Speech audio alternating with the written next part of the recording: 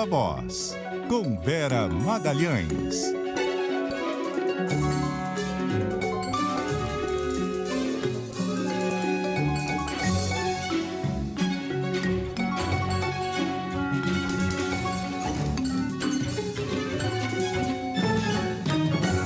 Viva Voz, Vera Magalhães, tudo bem? Boa noite. Boa noite, Bocardi, Carol, ouvintes e também quem nos assiste. Oi, Vera. Vamos falar da questão aí do déficit zero, no momento em que a meta do déficit zero para o ano que vem já está bem desacreditada, a gente já sabia disso desde o começo, né? Os dados aí do governo mostram que tá muito difícil, né? Hoje tivemos aí mais uma revisão de rombo, digamos assim, para cima. Revisão para cima e bem para cima, Bocardi. Quando começou o ano, o ministro Fernando Haddad já fez uma previsão bastante otimista em relação ao déficit deste ano, do primeiro ano do governo Lula, para mostrar a sua disposição e o seu compromisso com uma responsabilidade, uma austeridade fiscal. Então, o que ele disse? Que apesar da PEC da transição e do próprio orçamento permitirem ao governo ter um déficit maior, ele estimava que o governo conseguiria restringir esse déficit a cerca de 1% do PIB. E os dados sucessivamente têm mostrado quanto o governo, na verdade, está se distanciando dessa meta, da meta de 2023, não da de 2024, que é essa que vem em grande discussão. Até agora, o déficit está grande e a nova estimativa do próprio governo é que ele encerre o ano com um déficit de 177,4 bilhões de reais. Isso equivale a mais ou menos 1,7% do PIB. Já é maior do que a estimativa que o governo tinha feito em setembro, que ainda estava em torno de 141 bilhões de reais, que dava algo como 1,3% do PIB. Então, em vez de a gente se aproximar, chegar e parecer que vai chegar perto dessa meta de gastar 1% do PIB, na verdade a gente está se distanciando disso. Então, a coisa não é boa, isso não é um bom prenúncio para o ano que vem, porque o que mostra é que o governo não conseguiu fazer com que as arrecadações subissem a ponto de compensar um ano que teve muito aumento de gastos. Teve gastos que foram aprovados ainda lá na transição, como o aumento definitivo do Bolsa Família. Teve gastos que vieram depois já na esteira da implementação das propostas de campanha do presidente, como a nova política do salário mínimo, reajuste de servidor. Teve muita coisa que ele prometeu em campanha que ele implementou, mas que gera gastos para o Tesouro. As medidas deste ano para incremento de receita, como o fim daquela cortesia lá nos combustíveis e outras que o Haddad foi conseguindo, não foram suficientes para aproximar a receita da despesa e fazer com que o déficit fosse aquilo que ele anunciou que seria. Então, imaginemos tamanho da tarefa que isso joga para o ano que vem. Se a gente terminar este ano com um déficit de 1,7% do PIB, quanto de esforço será necessário fazer para se chegar a um déficit zero no ano que vem? É uma economia, grosso modo, desses 177 bilhões que a gente vai estourar esse ano. Então, seria imaginar que não se vai gastar nada a mais, o que não é verdade, e que se vai arrecadar algo como 177 bilhões a mais, só com as medidas que o Haddad anunciou até agora, o que também não fecha, uma conta que não fecha. O que está aí na praça para ser aprovado em termos de dinheiro novo, não permite essa conta. E no momento que, lembremos, né, deputados e senadores trabalham para que o dinheiro do orçamento destinado a emendas, por exemplo, seja cada vez menos passível de ser contingenciado. O contingenciamento é aquilo que o governo faz quando justamente está gastando muito mais do que arrecada, ele segura um pouco a liberação de gastos do orçamento. Ele segura a torneira, fecha a torneira. E uma das coisas que se contingencia normalmente, para não se cortar em programas essenciais, por exemplo, saúde e educação, são justamente as emendas. Se mais emendas virarem impositivas, ou seja, não sujeitas a esse contingenciamento, é menor a margem de manobra que o governo tem para cumprir a sua meta fiscal. Então, as coisas vão se afunilando para o ministro. Já era uma corrida contra o relógio para ele aprovar as suas medidas e agora, além de uma corrida contra o relógio, vira uma corrida contra os dados deste próprio ano. Os dados desse próprio ano começam a mostrar que o governo gastou demais, não conseguiu arrecadar tudo que precisava e que, portanto, a meta do ano que vem também vai se mostrando ainda mais irreal, mais fictícia do que ela já parecia aos olhos de muita gente. Carol, só um segundo, Carol. Mil desculpas para quem está acompanhando a gente pelo YouTube. Na hora que a gente faz aqui a inserção da imagem da Vera, muitas vezes ocorre de ter um probleminha com o eco, já está solucionado. Eu recebi as mensagens de vocês aqui, tô de olho. Desculpa. Vamos em frente e termino aqui com a mensagem da Luísa Mendes. Pronto, agora parou. Vai lá. Então tudo bem. Oi, pessoal. Agora sem eco.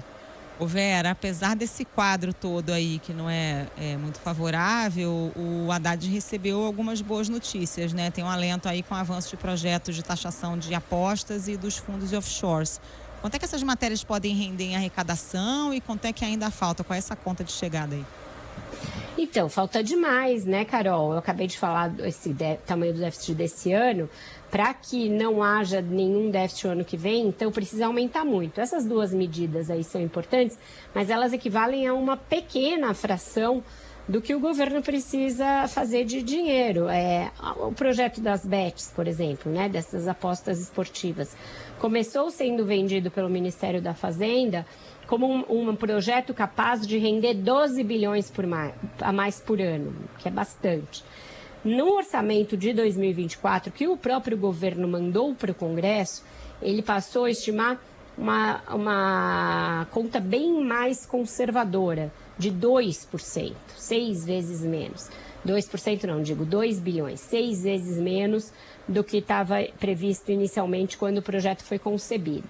E aí o que o governo diz? Não, a gente está sendo extremamente conservador, na verdade vai render muito mais, mas como é um setor novo, que vai ser regulamentado agora e que a gente ainda vai colocar em atividade, a gente não sabe, então está estimando pelo mínimo, por baixo. Então vai ser bem mais de 2 bilhões.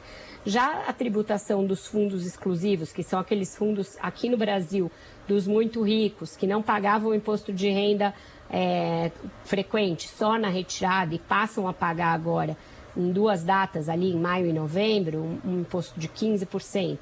E a tributação das offshore, que são as empresas no exterior, que só pagavam quando o dinheiro era repatriado, quando voltava para o Brasil, e agora também passam a pagar regularmente, o que se espera arrecadar com este projeto é da ordem de 13 a 15 bilhões por ano. Então, são 17 bilhões aí. Um mínimo ali, 1% do que vai ser o déficit desse ano, se a gente projetar. Então, é muito pouco, não é suficiente para estancar o déficit, não é o que o governo precisa. Ele vai precisar das outras propostas, todas elas somadas. E não tem jeito, gente, vai precisar cortar gastos. Não dá para a gente imaginar que só com o aumento de arrecadação, que não aumenta a alíquota dos grandes tributos, portanto, sem um aumento de carga tributária para o conjunto da sociedade, e só com essas medidas se vai chegar a extinguir um gasto tão grande e zerá-lo com base só na receita. Não, é uma conta que até aqui não está fechando. E é por isso que o próprio Lula estava ali meio impaciente com a meta, porque ele não quer que, em nome de se cumprir a meta, se comece a cobrar muito o governo para fazer os cortes de obra, cortes de investimento, não fazer mais novas contratações, não fazer mais novos reajustes de servidores. Então é isso que está encalacrando ali a relação entre o ministro e o presidente e faz com que ele fique nessa saia justa constantemente, sendo ali pressionado a mudar a meta. Ô Vera, falando sobre Petrobras, o futuro é de volta para um passado recente, com troca-troca de presidente na Petrobras, porque há um descontentamento do governo aí com o atual presidente da Petrobras, o Jean Paul Prats. Vai sustentar no cargo ou não?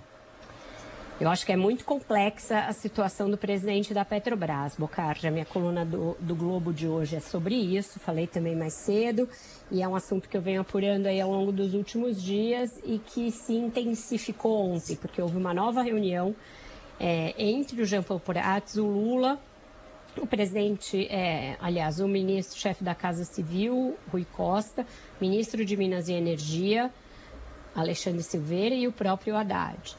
E o Jean Paul Prats está sendo muito pressionado não só a que a Petrobras segure os aumentos de preços de combustíveis, mas que também adeque o seu plano estratégico para o ano que vem aos desígnios do governo, a essa ideia do governo de que a Petrobras tem que ser um braço indutor das obras, dos investimentos, portanto, do crescimento do Brasil.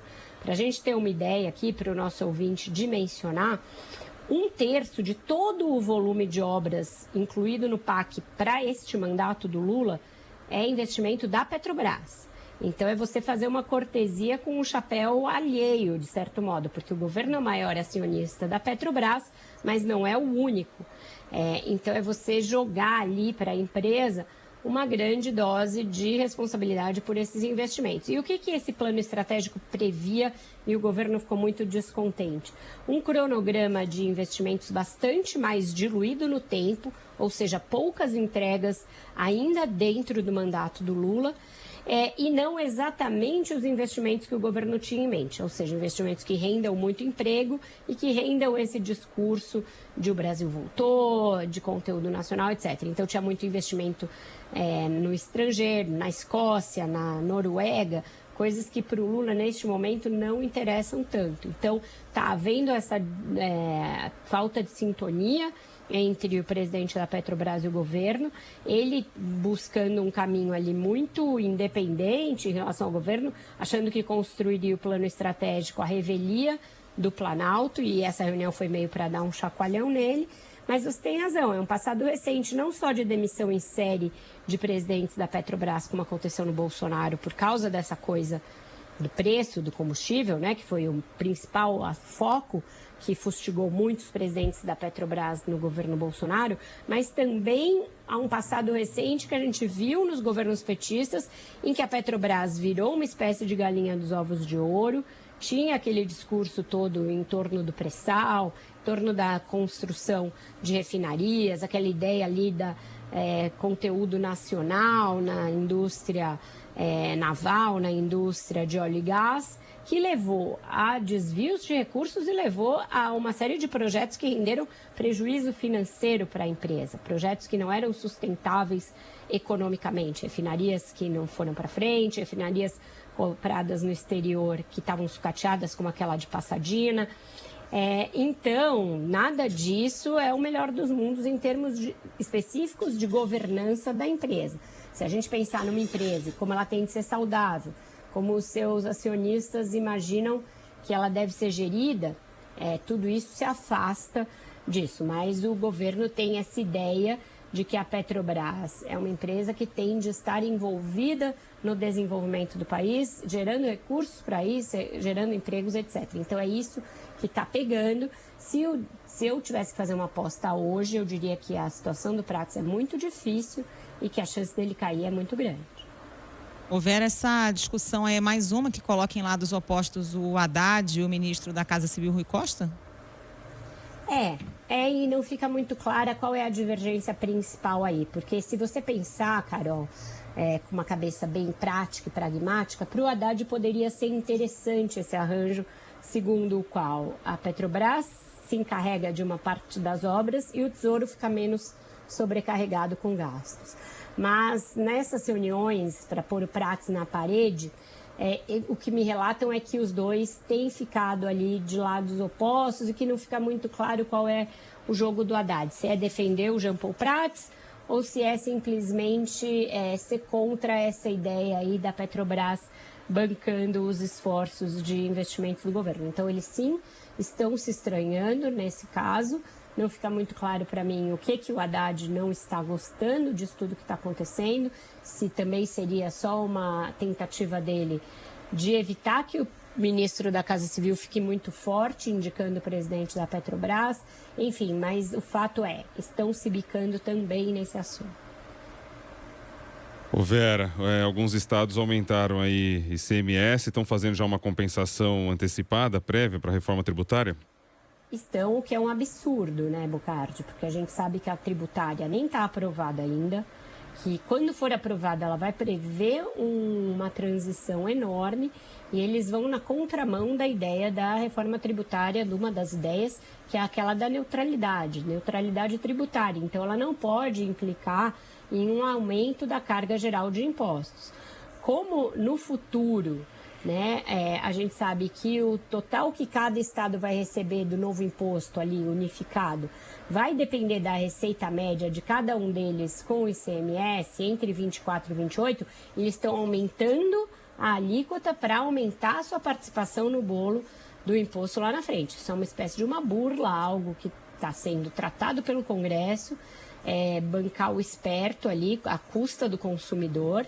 E foi uma coisa feita em consonância pelos estados do Sul e do Sudeste, ali meio independentemente de ideologia. Tem todo mundo nesse balaio. Tem o Zema, que é do Partido Novo, tem o Eduardo Leite, do Rio Grande do Sul, que é presidente do PSDB, tem o Tarcísio, tem até o Espírito Santo, o governador do PSB, Renato Casagrande, também está nesse consórcio dos estados que vão aumentar. A ideia é que eles aumentem juntos para uma alíquota de 19,5%. É maior do que todos eles praticam hoje em dia. Todos eles praticam algo entre 17% e 19%. Quem mais cobra é o Paraná, que cobra 19% hoje em dia. Os outros todos cobram 17% ou 18%. Então, é querer penalizar o consumidor, depois de vender para ele a ideia, e o consumidor e o cidadão, né, o pagador de impostos, de um modo geral, depois de vender para ele a ideia de que a reforma tributária simplificaria a vida dele e até implicaria em neutralidade tributária. Então, é daquelas questões que tendem a ir parar no Supremo Tribunal Federal. Hoje o Barroso falou que só caras, os muito chinfrins não chegam ao Supremo, que tudo vai bater lá no Supremo.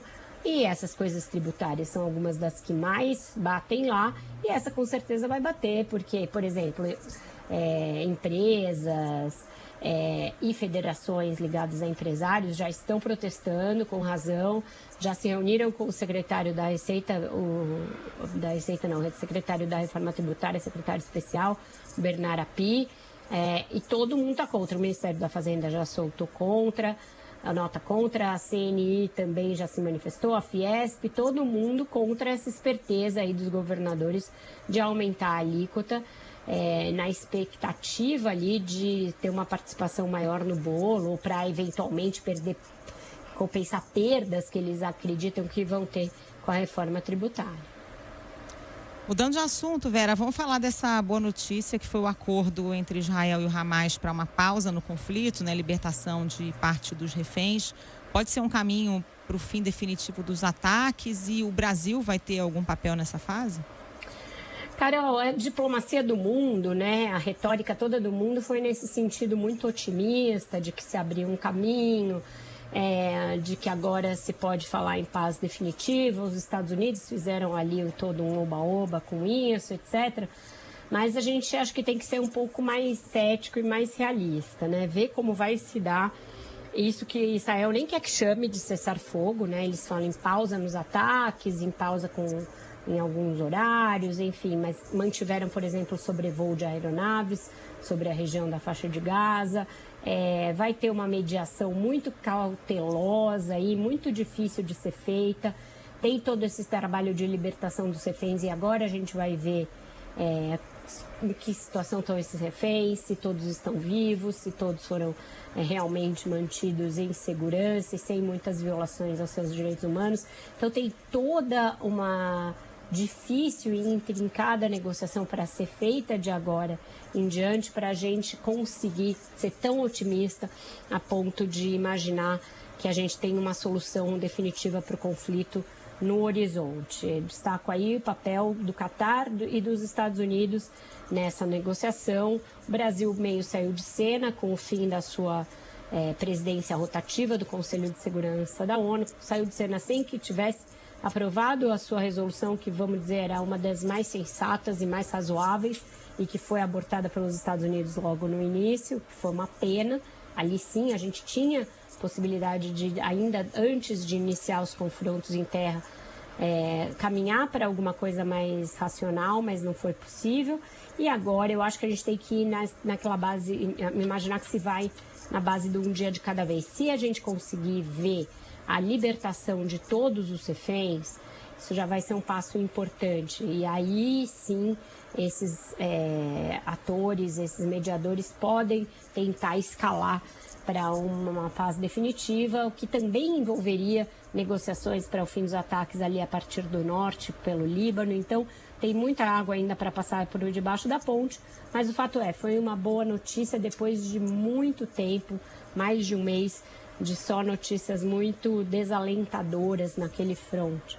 Então, é um dia que a gente espera que escale para algo melhor, mas que, por enquanto, não temos elementos para realmente analisar isso e estimar isso, só esperar. Contemplando aqui a participação super atenta dos nossos ouvintes, enfim, espectadores, internet espectadores, enfim, não sei nem como é que chama isso, enfim, a galera que está com a gente. O Ivan Ferraro de Jundiaí, Vera, 17, os fundos lá offshore, 17 bi, né? Expectativa, entre 17 e 20, né, bi, não é isso? A expectativa de arrecadação. E aí, olha, quando saiu da Câmara, falaram em 13 a 15. Só se aumentou com alguma mudança do Senado ou se reviram as contas. Mas legal, já é um pouco mais. Não. O Ivan Ferraro está dizendo aqui o seguinte, que daí seria, na verdade, 10% e não 1% do total do 177 bi do rombo das contas. Era só esse ajuste. Verdade. Era só a minha razão de 3 aqui que estava errada. Obrigada. Pessoa não é de humanas à toa, né? Valeu, Ivan. E a gente também passou, a galera que passou direto, né? Nem me dei conta, vi só a mensagem dele aqui. Só. Ele tem toda a razão. Imagina se eu faço essa conta de cabeça. Gente. É bastante, né? Se for ver 10%, é significativo até. Já melhora bem. Obrigada ao nosso atento e bem melhor em matemática que eu. E aí o pessoal falando também internauta. Não, porque internauta não é, no fundo são pessoas. É que assim, é que aqui no rádio ainda fica mais difícil que na televisão, porque a gente tem aqui na internet, pelo YouTube, a gente tem no digital, no aplicativo da CBN, a gente tem na própria rádio. São pessoas que estão com a gente aqui. Esse grande. Internauta é meio anos 90. Né? O negócio meio. Por isso que eu sempre falo espectadores, porque estão assistindo, independente da tela. Também não é. Então, são pessoas, são todos nós. Vamos para a música, então? Trouxe uma música de